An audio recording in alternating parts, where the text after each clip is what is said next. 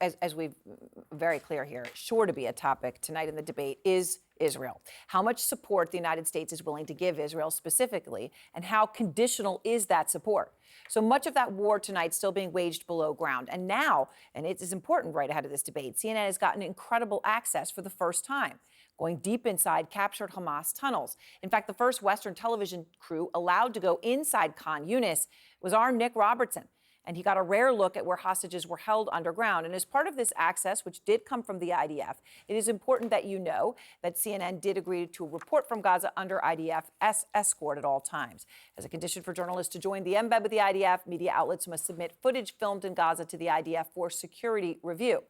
Now, CNN did not submit its final report to the IDF and retained editorial control. But we want to be very transparent with you.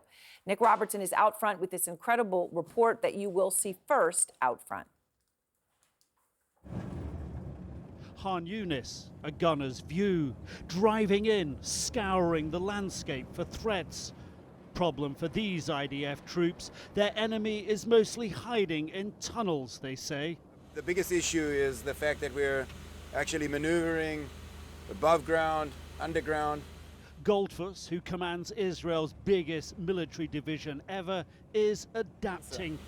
So you use all your sensors that you have. You use your vision sensor, you use your feel sensor, your smell sensor. He's invited CNN to go deep into the tunnels. We are told this is the heart of Khan Yunis, and that hostages are likely underground nearby, and that some were held here. This tunnel we're going in here is one where some of the hostages were held. That first round of hostage releases, some of them came out from down here. So how deep does this tunnel go? Our first time to get up close to what's shaping this war. We are moving underground, we're maneuvering underground, we're going to reach each and every militant or each and every terrorist underground here. No modern army has had to fight above ground and underground like this before. How is that to do it? It's difficult, and it's just going to be a very, very hard, long fight. To see just how hard he takes us deeper. So we came down a metal ladder. We've come down one flight of stairs. We're going down a second flight of stairs here, a double flight it looks like. And down here, command and control wires running all the way down. It's a deep, deep system. How deep are we underground, do you think, right now? At the moment, we're more or less between 10 to 15 meters underground. 10 to 15 meters. Yeah. And now we're going down another level, down more steps. We're about to go down again, another level. It's so low, my head keeps banging off the roof. What are we looking at here? This is a small room, okay? With some kind of air ventilation system. It's an air ventilation system that goes up and building. Metal frame around the door. These metal frames, this can be, as much as this is a small room, this is how the different cages that they put the kidnapped. So they were held in cages? In cages, yeah. Hidden and utterly cut off. And down here, you really can't hear anything. What's going on in the outside world? Now we must be 20 or 30 meters down? We're almost 20. Yeah. Almost 20? Yes.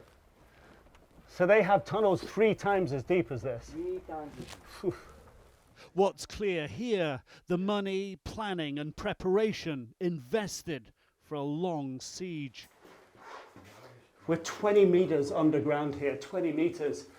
And there's a fully flush toilet. And it's even painted. There's a place for a light bulb and light switches. Tiled. The labyrinth keeps going. Okay, now it's so low, we're getting down on our knees to get through. All right. Yeah. Goldfuss pauses, lays out his path to victory. Underground, it's Hamas. And we have to reach this Hamas core to finish them off. But those Palestinian people above ground are also dying still. I understand that. I understand. That's why we're trying to do it as fast as we can. Yesterday, there were mortars and rockets fired from north of Gaza. So the into the civilians state can't of go Israel, back into then. the civilian part of Israel. So as long as those rockets are coming out of northern Gaza, the people of the south who have moved to the south can't go back to the north. As long as we haven't carried out our mission all the way, as long as we haven't finished this mission, I don't think we'll leave here. We head back half an hour underground. We've seen only a fraction of this war-changing labyrinth. Goldfuss's challenge: find all the others. Nick, 65 feet underground where you are. I just even comprehend that. Your head hitting the ceiling. I mean, it's amazing you were even able to withstand that, to experience that yourself. But when you're down there, how is it that the IDF says or knows that they're so close to Hamas hostages in those tunnels or in tunnels next to them, and yet isn't able to get them out? And that's the difficult thing. How do you fight the battle when you're fighting it in several dimensions? You know, I said to him, normally in a battle you would outflank your enemy, you'd get around the side of them. But down there, he said, you know, we don't even know. We can be standing on top of them, they can be underneath us. So we've got to try to fight it in all these different dimensions. But they do have good intelligence. That's part of the picture.